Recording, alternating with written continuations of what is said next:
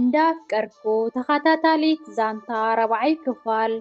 ሰላም ኣምላክ ይምሳኹም ይኹን ተኸታተልቲ ዛንታ እንዳፍቀርኩ ከመይ ቀኒኹም ንጅሓንየ እግዚአብሔር ይመስገን ከምዚ ኣነ ሰላም ዘለኹ ደሞ ኣብ ዘለኹምዎ ሰላም ትኩኑ እናተመነኹ እናንዛ ቪድዮ እዚኣ እትከታተሉ እሞ ብላይክ ጀምርዎ ላይክ ይትረስዑ ናብ ኩሉ ንኽበፅሕ ድማ ሸር ብምግባር ኣተሳውዕኒ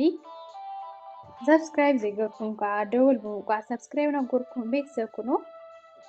ኣብ ዝሓለፈ ክፋል ናትናኤል ዋላ እኳ ብዙሓት ሰባት ሜላት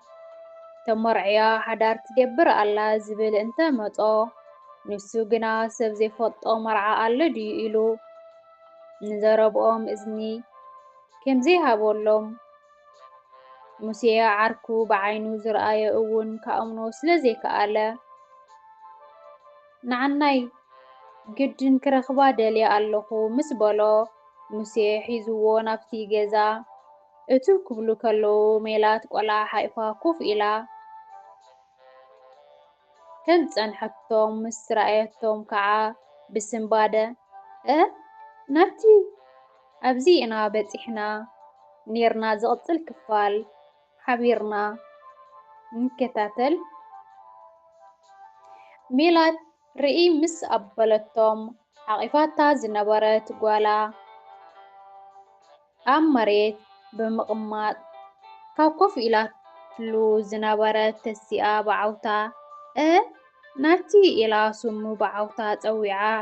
ፈጠጥ በለት ናትናኤል ንዓይኑ ትሕሱ ኢኻ ዘለኻ ብዘምስል ደጋጊሙ ኣእዳዉ ብምድራዝ ብዝረኣዮ ኣዝዩ ተገረመ ብዘለዎ ክምለስ ስለ ዘይደለየ ከዓ ብሓይሊ ስምባዲኡ ተቋፃፂሩ ብትብዓት ናብ ሜላት ቀሪቡ ኣእዳዉ ንሰላምታ ዘርግሐላ ሜላት እውን ብዘይ ዝኾነ ዘረባ ኢዳ ሰዲዳ ሰላም ድሕሪ ምባል መልሐሳ ወታእታ እናበለት ይቅርታ ኮፍ በሉ በለቶም ድሕሪ ኮፍ ምባሎም ፍርሓን ስምባዳኣን ስለ ዘይወፀላን ውሽጢ ገዛ ገዲፋቶም ኣተወት ኣብ ውሽጢ ገዛ ዝፀንሓ ሓመታ መንፈሳ ተረብሹ የማንን ፀጋብን ክትብል ምስ ረኣያ ምስቲ ድምፂ ሰምዖ ኣተኣሳሲረን ብርግኣት ሜላት ጓለይ ደኣ ድሓን ድኺ በልኣ ሜላት ተረብሹ ዝፀንሐ መንፈሳ ከተረጋግእ እንዳተቓለሰት ድሓን እየ ማማ ሓፂር መለሰትለን ድምፂ ዶ ሰሚዐ መን ድዩ መፂኡ ፀኒሑ ደጊመን ሓተተኣ እወ ማማ መማሃርተይ ዝነበሩ እዮም ብምባል ቢከርን ማይን ኣልዒላ ወፀት ማይ ሂባቶም ኮፍ ምስ በለት ሚሉ ከመይ ኣለኺ እሞ ሙሴ እዩ ሓቲትዋ ስቕስቕ ስለ ዝበሉ ነቲ ስቕታ ክሰብሮ ሜላት እዳዋ እናረምጠጠት ናብ መሬት ተደፊኣ ጽቡቕ ኣምላክ ይመስገን ከመይ ኣለኹም ንስኹም ከ በለቶ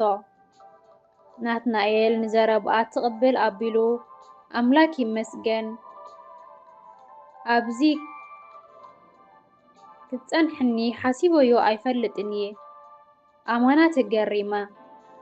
ንምንታይ ግን ዝኹሉ ድራማ ነቲ ሓወይ መጀመርታ ይቅርታ ብሕማቕ ኣይትሕሰቦ ሕጂ ከምዚ ክብለካ እቲ ምኽንያት ነዊሕ እዩ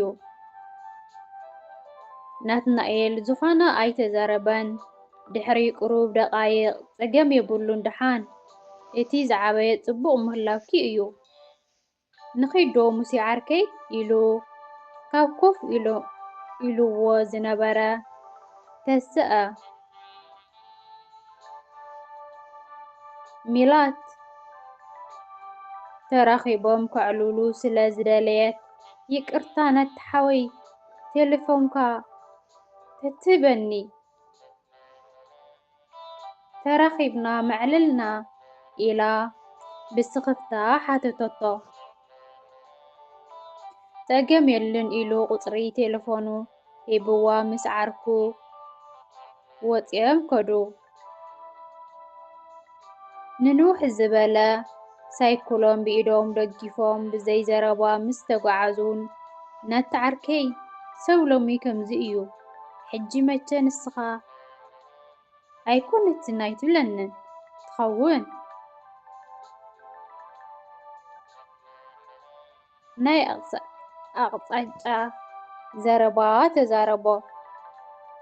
እንድዒ ኣመና እዩ ገሪሙኒ ዘሎ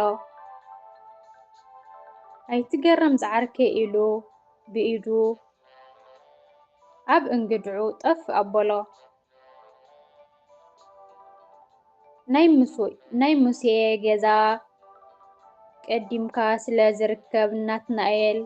ንገዛ ከኣቱ ምስ ሓተቶ ናትናኤል ግን ርእሱ ጽቡቕ ከምዘየለን ከይዱ ክዕርፍ ከም ዘለዎን ነጊሩ ተፋኒውዎ ሳይክል ሒዙ ንገዝኡ ኸደ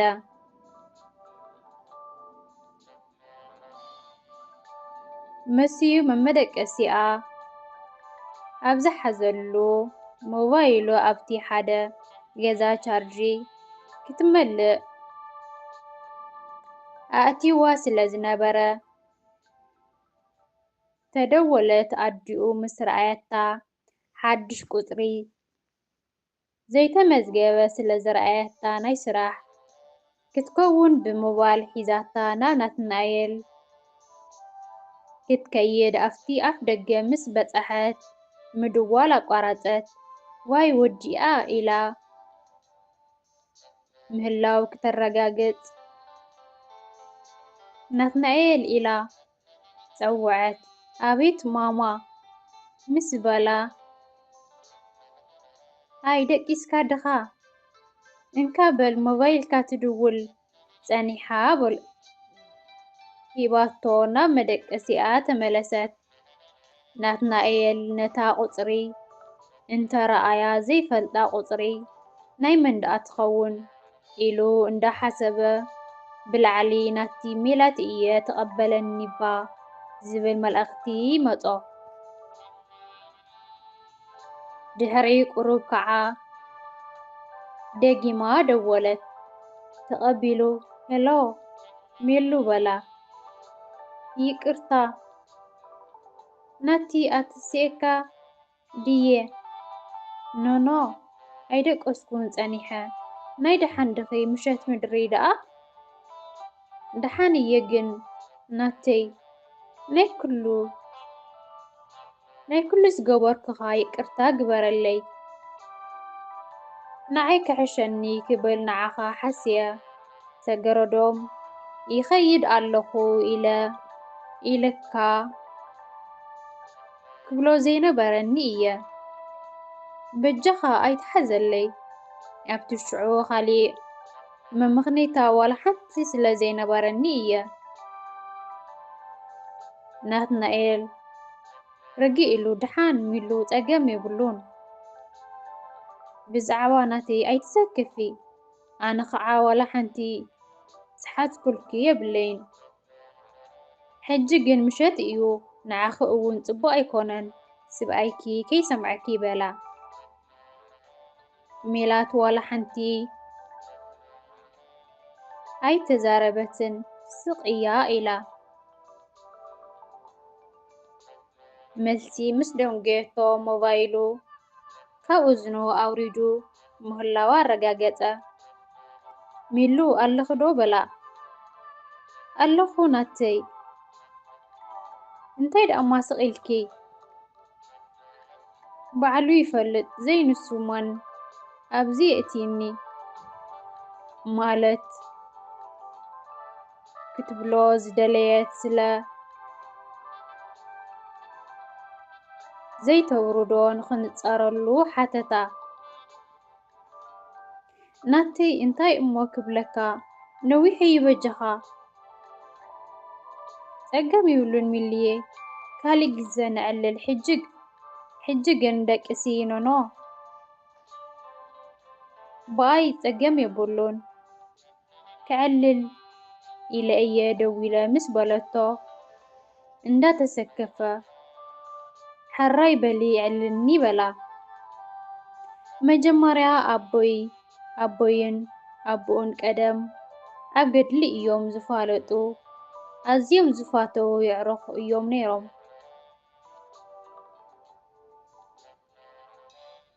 ኣቦይ ትምርዑ ኣቢሉ ኣደይ ንምተፁር ከላ እዩ ናብ ገድሊ ከይዱ እቲ ዓርኩ ከዓ ተወሊዱስ ናይ 3 ዓመት ወዱ ገዲፍዎ ኣብ መንጎ ክልቲኦም ዝኣተውሉ ቃል ከዓ ነይሩ እቲ ቃል ንዕርክነት መደልደሊ እዛ ዘጠኒሳ ዝገደፍክዋ ጓል እንተኾይና ንወድኻ ክበካ እየ ዝብል እዩ ብኸምዚ ቃል ተኣታትዮም ኣጋጠሞ ከዓ ጓል ተወሊዳ ንሕና ንፈልጦ ኣይነበርናን ኣበይ ግና በዚ ነገር ኣዝዩ ይጭነቕ እዩ ነይሩ ብፍላይ እቲ ዓርኩ ደቅና ኣኺሎም እዮም መፅዋዕና ነተግብር ምስ በሎ ኣመና ተጨኒቑ ቀንዲ ዘጨንቆ ከዓ ትፈልጦ ኢኻ እተን ክልተ ምዕባየይ ኣሕዋተይ ኣዝየን ይቕፅል 5ይ ክፋል الناس كانوا 5 كفل نراخد دم مالتي سنين أخم حلالاتي الناس اللي قلنا باي